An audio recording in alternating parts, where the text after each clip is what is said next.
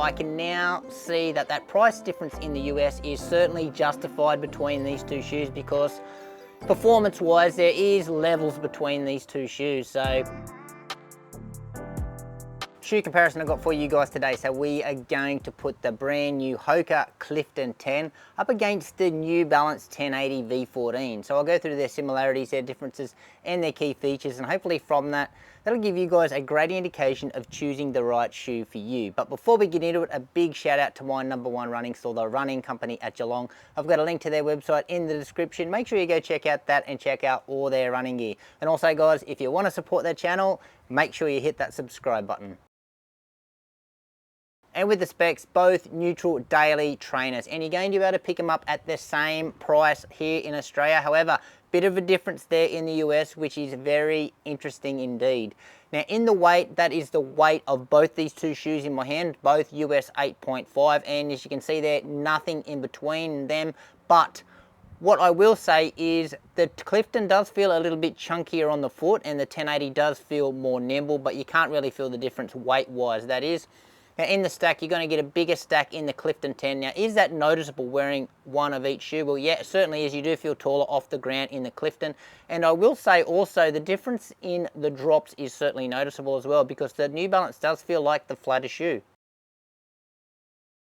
And in the upper side, a few similarities here. So both using a jacquard, but they use a jacquard knit in the Clifton 10, but they call it a jacquard mesh in the 1080. Now what's the difference between the two upper materials? Well, I will say that they are both quite robust materials, so they're going to last a long time, but the difference really is the breathability of both shoes. So there's a few more breathability zones in the 1080, and I do think this is the more breathable shoe.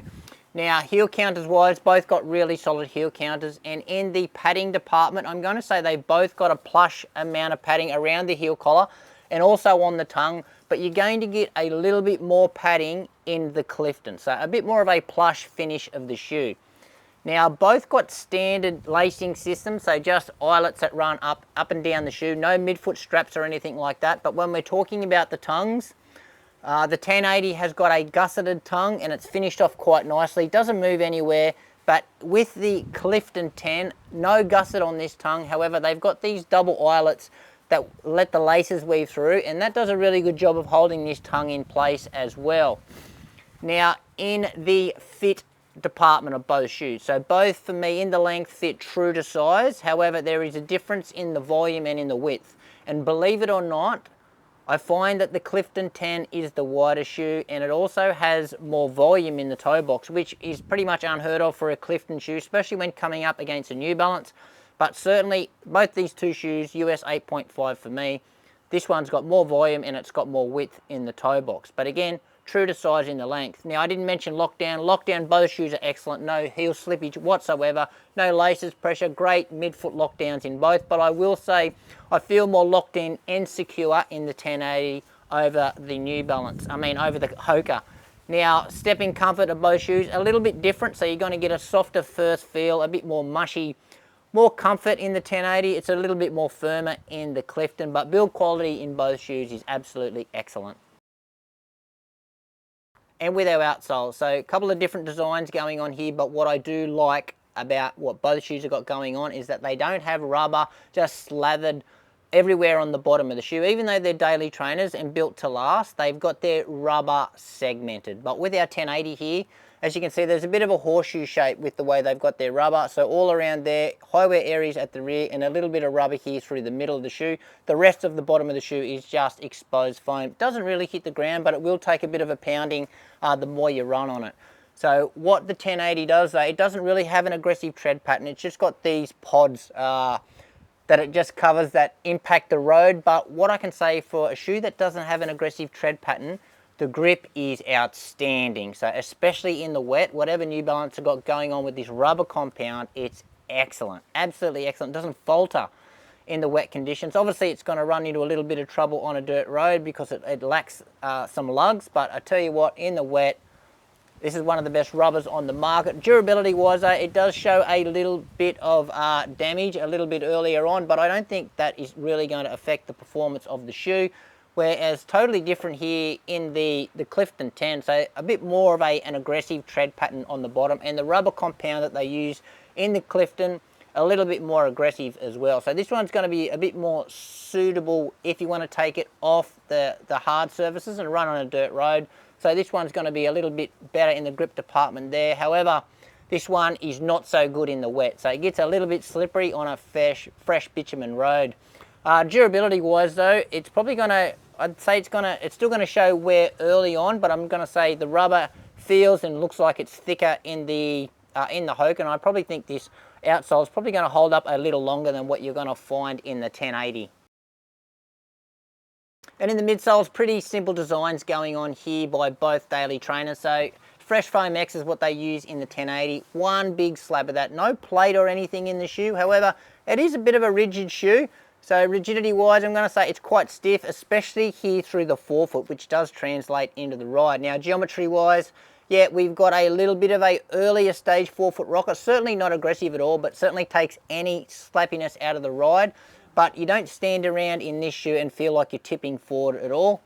Now with the Hoka, so compression molded EVA is what their foam is, just one big slab of that.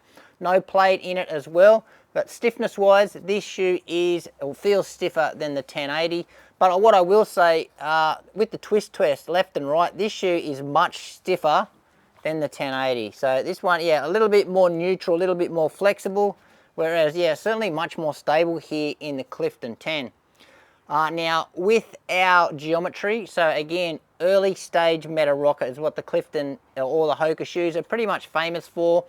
Again, a little bit of a curvature there at the front of the shoe. However, again, just like the 1080, it's not an overly rocketed shoe, so you're not going to stand around it and feel like you're tilting forward. Both shoes, just enough curvature there, just to keep you rolling on the run.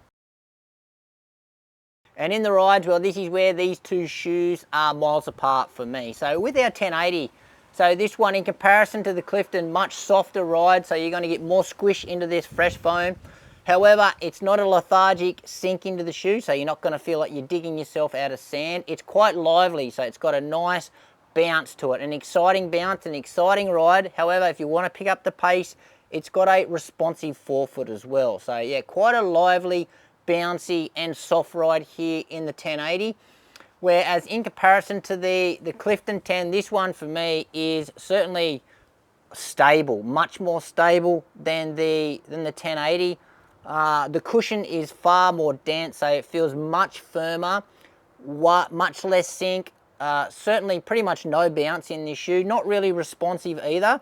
Just sort of takes all the impact out of the road. Just a really safe shoe, pretty comfortable shoe as well. But yeah, the ride is not as exciting, not as bouncy, not as responsive, and certainly not as versatile. And best shoes, so both shoes marketed as daily trainers, and that's obviously where they are best suited. However, you're going to get a little bit more versatility here in the 1080 because of this this foam. It's a much more nimble shoe, so you feel like you can get up and going in the shoes. As I said, the foam is more lively, the ride's more lively, much more bounce, much more pop. So if you want to pick up the pace in this shoe, you certainly, the shoe can certainly handle that. However, it's not going to get to those top end speeds. You're not going to use it for a race shoe, but it's an exciting ride. It's going to be able to handle the paces. So yep, good to go for those really slow paces. But yeah, if you want to pick it up to the tempo, if you've got some fartlek work, it's good to go. Whereas this is where I think the Clifton does fall down. It's pretty much, it's just going to tick the box for your daily miles. Nothing exciting here. It's just going to get the job, and it's going to be just going to offer some really good protection from the road. And just wrapping up the review here between these two shoes, so I can now see that that price difference in the US is certainly justified between these two shoes, because performance wise there is levels between these two shoes. So yeah, the New Balance pretty much wins in every single category here for me, except for the stability. So everything else is going to the 1080. So easy win for me here, but with the 1080 over the Clifton. So obviously if I only had to choose one, you know where I'm going.